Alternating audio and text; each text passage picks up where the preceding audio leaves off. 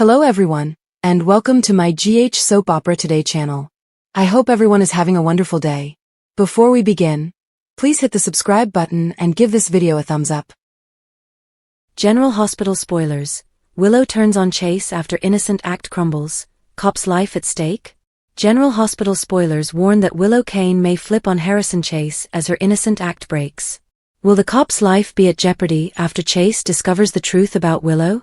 At this moment, Chase is still very much on Willow's side. Since Chase doesn't think Willow is capable of shooting Drew Kane, he feels that the justice system succeeded when Willow was acquitted. Of course, Chase still wants to see Michael Corinthos go down for firing at Drew that night. Michael isn't responsible, but it hasn't stopped Chase from thinking he's guilty, owing in part to Willow's frame-up. Willow recently put a key to Drew's house on Michael's keychain, which Chase found. Chase confirmed that key enabled Michael entry to Drew's house, so now he's even more sure that Michael was the gunman. Chase has been Willow's ardent protector for months, so GH writers are building him up for a massive fall. What happens when Chase's eyes are finally open to the real Willow and how low she's ready to sink? Sooner or later, Willow's innocent act is going to break, so let's analyze what Chase's reaction will be once that happens. Chase may not want to believe it at first. He may finally have no option but to acknowledge that Willow's been lying. The easiest method to persuade Chase of Willow's culpability would be to have him overhear her boasting to Drew again. Unless the truth comes straight from Willow herself, Chase may struggle to withdraw his ardent support of her. Perhaps Chase needs to hear Willow admit to shooting Drew and keeping him paralyzed with the medication she's been giving him. Willow had a close call lately where she didn't notice Chase was in the house while she was teasing Drew. It was a false alarm in the end, as Chase informed Willow to his presence before he could overhear any damaging news. Willow may not be so lucky next time around, so Chase might turn on her if he finds out she's been manipulating him. If that's how it goes down, Willow may turn against Chase too and maybe even put his life at jeopardy. Willow obviously took some aggressive moves when she went for Drew, so she may be going for Chase next. General Hospital spoilers predict Willow will have to make some modifications to her plans along the road, so stay tuned.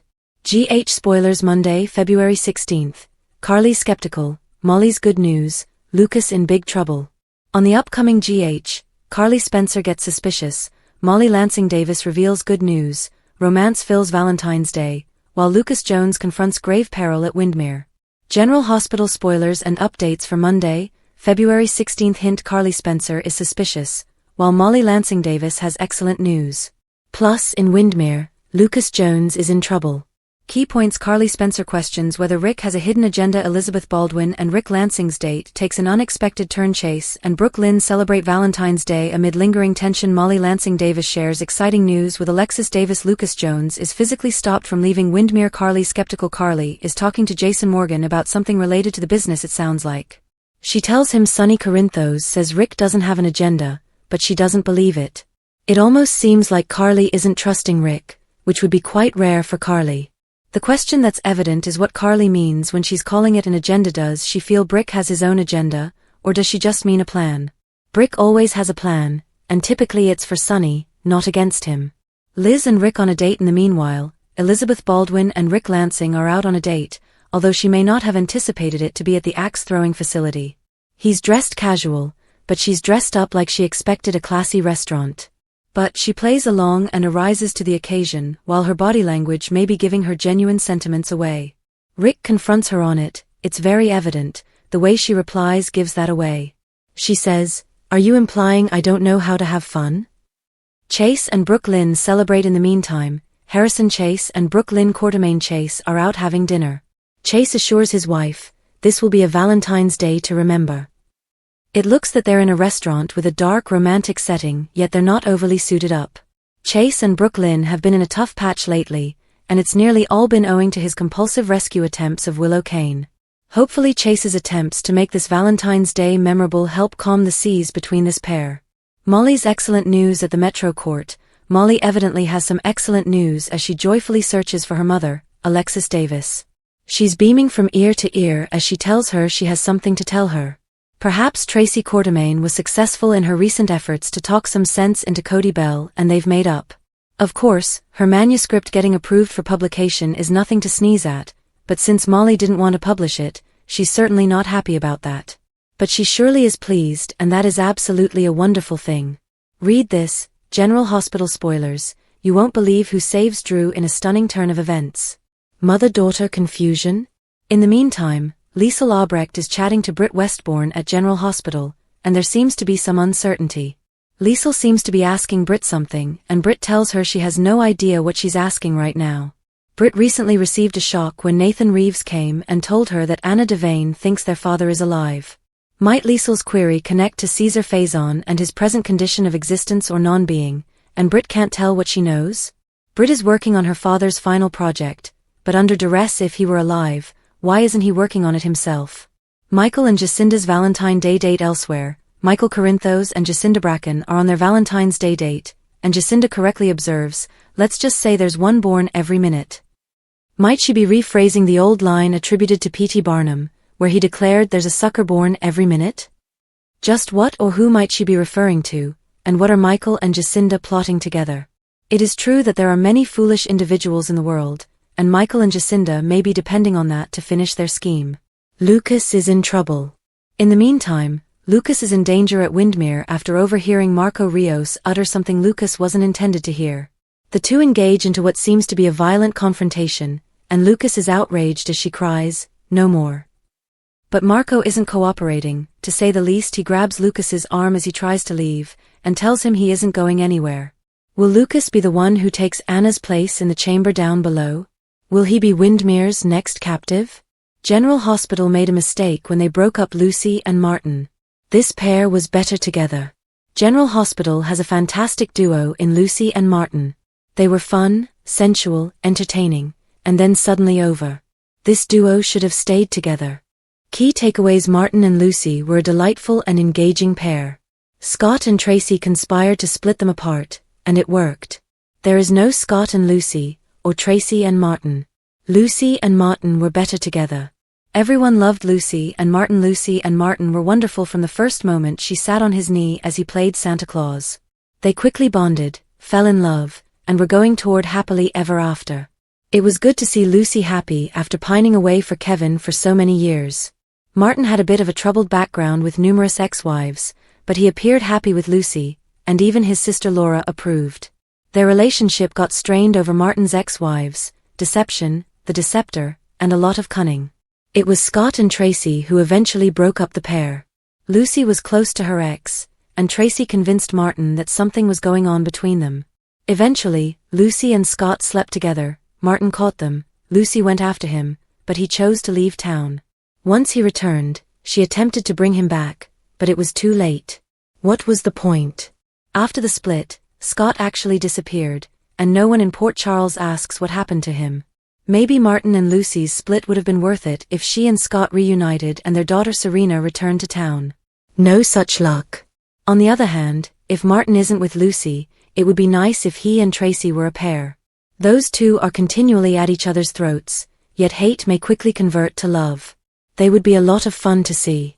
As of today, it hasn't happened. Marin has become very horrible without his sweetheart in his life. He became Drew's lapdog and is quite uncomfortable. Lucy grew interested in Sidwell, and that didn't go very well for her. Lucy and Martin aren't the same without each other. Maybe GH will somehow bring them back to each other. We can hope. General Hospital spoilers. Is Lucas Jones on his way out? Here's what we know. General Hospital spoilers claim that Lucas Jones is a key player in the realm of Port Charles. Still, the Wednesday, February 11th program seemed to provide some signs that Lucas may be on his way out. Let's dissect all the drama and speculate below. Lucas Jones finally learns the truth. General Hospital spoilers state that despite months of others warning him, Lucas finally learnt the truth about his partner. During the closing of the February 11th concert, Lucas overheard Jen Sidwell and Marco Rios discussing about Dr. Britt Westbourne and their study program. To add to it all, Pascal noticed Lucas listening in on Sidwell and Marco's chat from the shadows. Pascal and Lucas not only had beef, but Lucas also ripped into him just hours ago, with Sidwell putting his butler in his place due of the encounter. Catching Lucas eavesdropping and knowing that he may have discovered the truth is enough for Pascal to pounce. The Five Poppies manager may be little, but supporters know how wicked he can be. Could he injure Lucas or perhaps kill him? The February sweeps factor. There's no way Lucas can go on knowing what he knows without Pascal taking action. Lucas is obviously in danger, But will he also be in risk of getting killed?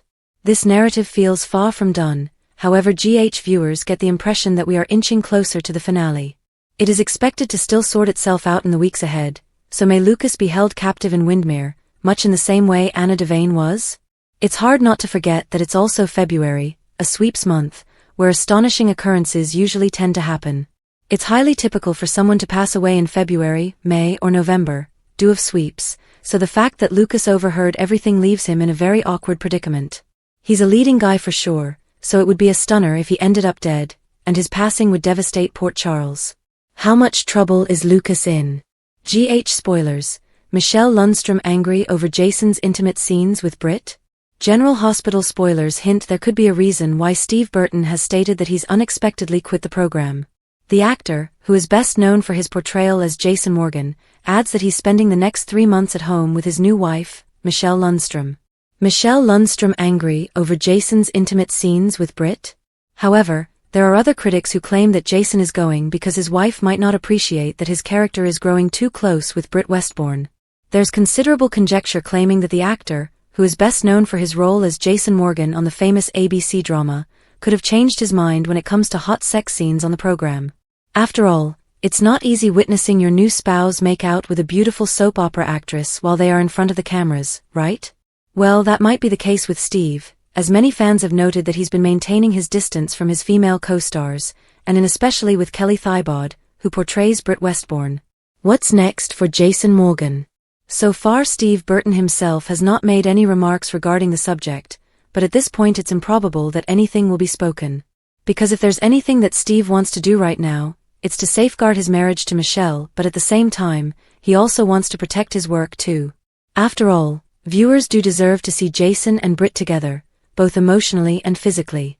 Their connection has been a long time coming, and after all, this is a soap, right? To put it lightly, Michelle understood what she was signed up for when she married a soap opera star. And her spouse is not just any soap opera star, but the one and only Steve Burton. Watch this space as we have a hunch there is so much more to come. In the meanwhile, let us know what you think by sending us a message with your opinions below. Nathan started to kiss Lulu again, but she drew back at Lulu's. Nathan moved in for another kiss, but Lulu drew back. She stated she was frightened that Rocco Falconeri or Charlotte Cassadine may catch them, but Nathan sensed there was more to it. Lulu questioned if they may find out they were better off as friends, but Nathan doubted that. He flirted by stating that if kissing in her living room wasn't the proper time and place, then I guess we'll have to check our calendars, choose a spot, and try again, won't we? As Nathan prepared to leave with the Valentine's Day goodies they had made for James's class, he suggested that Lulu keep the kiss me candy for later. Brooke Lynn had questions just then. Brooke Lynn came with Bailey Lou Jones. After the young child fell asleep upstairs, Lulu and Nathan revealed why he had come over, and then the officer went. Noticing the chemistry between Nathan and Lulu, Brooke Lynn insisted on understanding what was going between them. Lulu didn't want to dispute with her again, but Brooke Lynn expressed her fear that Lulu was getting engaged with Maxie's husband. When Lulu pointed out that Maxie had moved on with Spinelli, Brooke Lynn agreed she was correct. Lulu confessed that she and Nathan had emotions for one another. Lulu knew things are convoluted. Brooke Lynn clapped back about the Geo situation. She recognized how convoluted things were and that it may lead nowhere, but she wanted time to figure out her feelings for Nathan. Brooke Lynn complained about not having enough time or space since Lulu interrupted her life by announcing that Gio Palmieri was her son. Lulu stated she had learnt from her blunder. Brooke Lynn questioned if Dante Falconeri knew about her emotions for his best friend, and Lulu said that was why she and Nathan wanted to keep their feelings hidden. Brooke Lynn cautioned it was too hazardous. If you and Nathan go for this, you will lose Maxie forever, and I'm sorry Lulu, but you'll deserve it, she warned. Lulu's phone rang, and she took it up to hear Spinelli report that Maxie had woken up. Surprised, Lulu relayed the news with Brooke Lynn, and they both rejoiced the wonderful news. Lucy went to Wyndemere to make up with Sidwell. Lucy readied herself before coming into Wyndemere. Once inside, she apologized to Jen Sidwell for visiting. He charmed her and said she was always welcome. Lucy stated she shouldn't have made him pick between her and Ava Jerome. He inquired why her feelings changed, and Lucy joyfully responded she was always pleased with him, especially for helping preserve deception. She kept complimenting him and remarked she liked their time together. Even if he was still with Ava, he told her he was delighted to give her another opportunity. He offered they may have a non-exclusive relationship, and she accepted. He then recommended they eat supper at the Metro Court but wanted to make one stop before. Nina walked in on Michael naked and got the wrong idea. Nina Reeves was horrified to discover Michael Corinthos naked in the Crimson office, assuming he and Jacinda Bracken had sex again. She cleaned Jacinda's desk while Michael got ready. Jacinda soon emphasized that they hadn't been intimate, he merely spilled coffee over his shirt. Nina was still unhappy, and Michael claimed he was come to see her. In her office, Nina praised Michael for giving Willow Kane partial custody of the kids, and Michael requested her to ease up on Jacinda in exchange. Nina agreed Jacinda was a fine assistant but urged him to quit being flirtatious in the office. Michael updated Jacinda on his and Nina's talk. After their talk, Michael told Jacinda that everything went well with Nina and they had her type of blessing. She understood he didn't want to endanger his custody arrangement with Willow and inquired when he would inform her about it. She was scared he compromised with Willow owing to her criminal background. Michael accepted that but stated he was more afraid about getting prosecuted for Drew Kane's shooting. He intended to inform Jacinda about his bargain with Willow on their date tonight. When she inquired where they were heading and he responded it was a surprise, she wanted to surprise him instead. Ava caught up with Nina. Ava visited Nina, laughing about Michael's hooker still being employed. She asked Nina for advice on Sidwell. Nina replied she'd only heard awful things about him, but Ava countered she'd seen a different side. Nina was startled that Ava had feelings for Sidwell. Ava replied it was too early to know, but there was certainly a spark. She assumed Lucy would destroy things with Sidwell, leaving him free for her, but questioned if she should let it happen. Nina was against it but loved seeing her buddy happy, but Jacinda intervened with a guest for Ava, Sidwell. She accepted his dinner invite, but her mood altered when Lucy mentioned they had a table for 3. Lucas opened up to Liz. Lucas came into the locker room at GH and was astonished to discover Elizabeth Baldwin getting ready for her date with Rick Lansing. When she was astonished he wasn't making snide comments or attempting to set her up with someone else, he sighed, claiming he wasn't the proper guy for that. Liz questioned about Marco Rios, and he cautiously said he wasn't being open with him about a few things. Like who he really is, what he really does, pretty much everything. Lucas regretted knowing Sidwell was shady, but he trusted Marco when he said he had no ties to his father's business. However, he overheard a conversation between them that showed Marco was lying. Liz warned Lucas he should flee. Liz assumed Marco could merely be offering legal advice, but Lucas stated they were contemplating blackmail. The Marco I heard with Sidwell isn't the man I loved, Lucas remarked regretfully. Liz tried to soothe him, claiming Marco's sentiments aren't artificial and he's likely lying to shield Lucas from his awful acts. Lucas hated how he handled Carly Spencer when she was correct about Marco all along, and Liz told him his sister would forgive him. He thanked Liz for her friendship, and she offered him some tough love, stating she believed in their relationship. She cautioned him Sidwell is dangerous, recalling what he did to Lucky Spencer, and begged him to leave Wyndemere tonight. Britt warned Marco his lies to Lucas would come back to bite him. Marco entered the lab to check on Britt Westbourne and offer her medicine. She was unhappy. He waited to see her inject herself. As he went to go, she pulled him back, claiming the syringe wasn't as excellent as the prior ones and afraid they weren't managing her medicine appropriately, requesting to examine it herself. Marco said he'd transmit her request and apologized for the incident. Britt furiously inquired whether appearing to care made him feel better, and he said he was a wonderful man. Britt reminded him he lies to his lover daily and warned that the truth would come out, and it won't end good for him. Marco said he could separate his work and personal life. Marco argued he could separate his personal life from work, but Britt reminded him they were working on a possible weapon. Marco screamed that Britt was the last person to judge him, and she argued she was simply trying to reach him.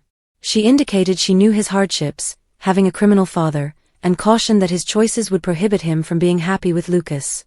Marco emphasized that once the job was done, he and Lucas could go on.